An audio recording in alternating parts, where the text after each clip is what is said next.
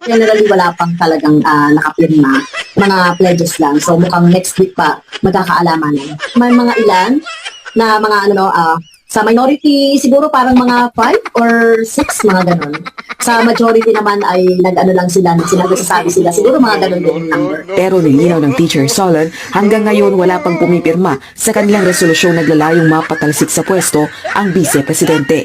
Kapag kasi nag-decide na yung mga parties nila na na ibo itong impeachment complaint, mabilis naman ito kahit na after Christmas, kung magkakaroon ng mga special session kahit na during recess, ay magagawa naman yan.